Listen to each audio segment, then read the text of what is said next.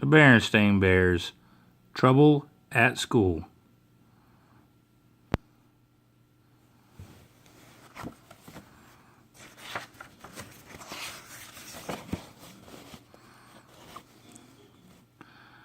The Berenstain Bears Trouble at School.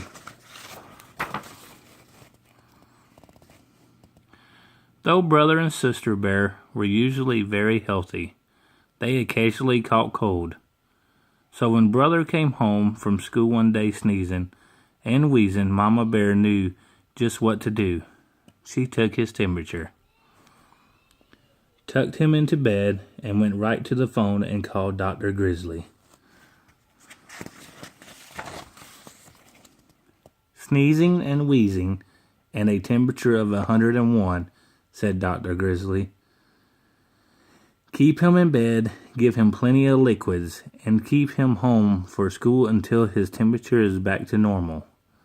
Mama followed all the doctor's orders, and little by little brother's temperature began to go down. I feel a little better, he said. May I get out of bed? I'm afraid not, said Mama. The doctor wants you to stay in bed.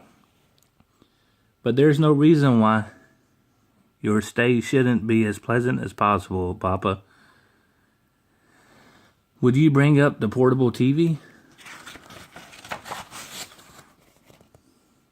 The portable had remote control, and pretty soon brother was having a fine time switching from one cartoon show to another.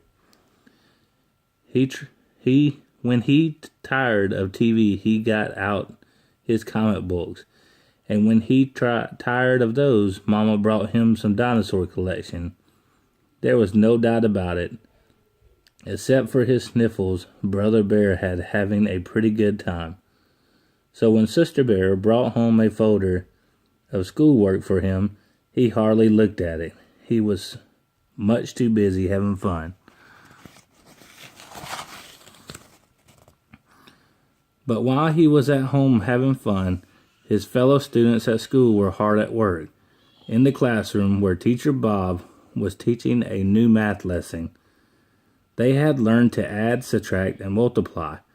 Now they were learning to divide. On their soccer field, where Coach Brune was getting the team ready for the big game against Beartown, Cousin Freddie, he called, "Take brother's place at forward. He's out sick." "Yes, sir," said Freddie. This was a chance he'd been waiting for. It wasn't until brother was all better and ready to go back to school that he remembered the folder of work. Oh well, he thought, I'll study it on the bus. But that's where he heard about Freddie and the soccer team.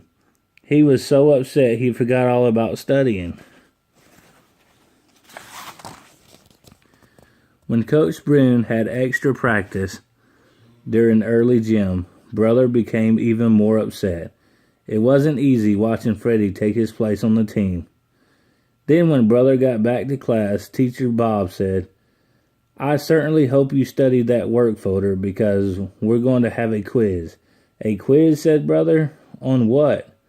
"On division, of course," said Teacher Bob as he handed out the quiz papers. Brother might have managed even then. He was good with numbers and might have worked things out if only he'd been able to concentrate. But all he could think about was Cousin Freddie out there kicking field goals while he sat on the bench.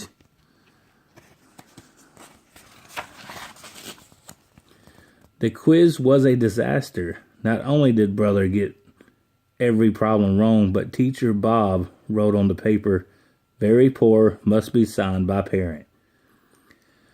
Brother didn't know which was worse, the soccer mess or the quiz disaster. What would he say to Mama and Papa when they asked him how things had gone at school? He was so busy feeling sorry for himself on the bus ride home that he didn't notice that Sister was coming down with a bad case of the sneezes and the wheezes. "Oh dear," said Mama when she saw Sister. "You caught brother's cold. Into bed you go."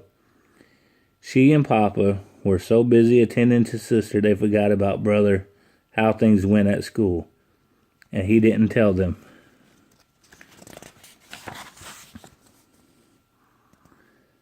And the next morning, when the school bus came, Brother didn't get on the bus. He hid in the tall grass until the bus was out of sight. The squirrels and bluebirds were puzzled. Brother was usually happy and cheerful, but not this morning. This morning he looked unhappy and angry too. "Phooey," Brother shouted, kicking a stone, but kicking the stone reminded him of soccer, and that just made him angrier. The bluebirds took off and the squirrels scattered. "Phooey on soccer," he shouted, stomping through the woods. Stomp, stomp, stomp, grasshoppers hopped. Toads stood stock still and pretended they were bumps on a log. "Phooey on school," Brother shouted, stomping out of the woods. Pansies hid their faces. Ladybugs flew away home. And he said, reaching into his school bag, "Phooey on division." He had come to the top of a big hill. He took out the quiz, folded it into a paper airplane, and sailed it high into the air. The hill overlooked a swampy, overgrown bog. As Brother watched the quiz circle and swoop, he noticed something out of the corner of his eye. A familiar house at the edge of the bog.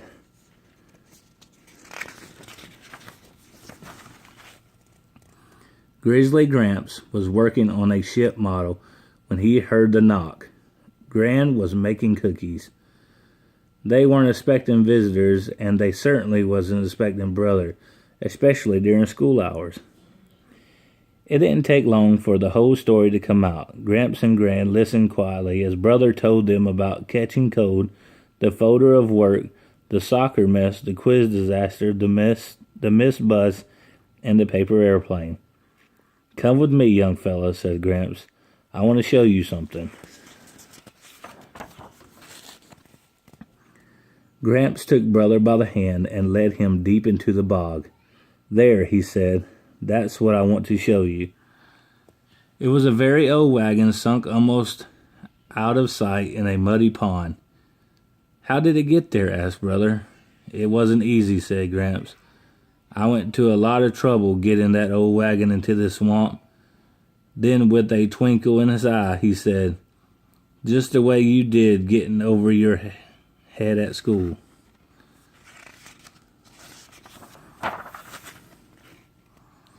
"It happened a long time ago when I took a wrong turn, just the way you did when you didn't study the schoolwork that Teacher Bob sent home. Well, instead of admitting my mistake and backing up, I just pushed ahead until I was in so deep there was no getting out." "And you lost the wagon?" said Brother. "Yep," said Gramps. "But I learned a valuable lesson. If you find yourself on the wrong road, don't just keep on going until you're in over your head. Back up, start over on the right road." "How am I going to do that?" said Brother. "Oh, I think we can manage, but first look over there," Gramps said, pointing. There it was, the paper airplane caught in a berry bush.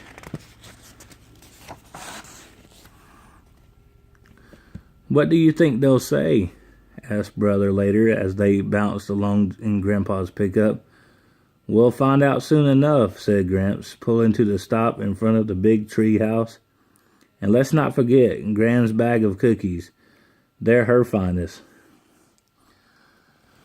Mama and Papa weren't exactly pleased when they heard about the big mess Brother had gotten himself into, but they didn't holler or pound the table either, nor even Papa. He looked like he might be going to when he saw the paper he had to sign. Gramps had tried to flatten it out, but it was still pretty wrinkled. "What happened to this?" he asked. "Oh," said Gramps, "it's just sort of got folded a bit." That's when he brought out Gran's cookies. There were 10 of them. "Let's see now," he said. There are 5 of us, counting sister. So how many cookies do we each get? 2, of course, said brother, dividing them up. Don't look now, young feller, said Gramps with a wink, but you just divided 10 by 5. Is that all there is to dividing? Said brother. That's all, said Gramps. Come along, said Mama in a no-nonsense voice. Where are we going? Asked brother. To school, Mama said, and they got in the car. But it's too late, protested brother. It's never too late to correct a mistake, Mama said, and off they went. Brother got to class just in time for a retest. The class hadn't done very well in the division quiz, so Teacher Bob was giving them a second chance. Brother really concentrated and did much better. And that afternoon, he got a second chance at soccer. It was the day of the big game against Beartown, and things weren't going very well. Brother, said Coach Brune, I want you to go in for Freddie.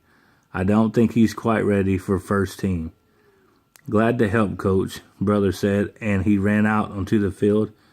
You know what they say, it's never too late to correct a mistake. The end.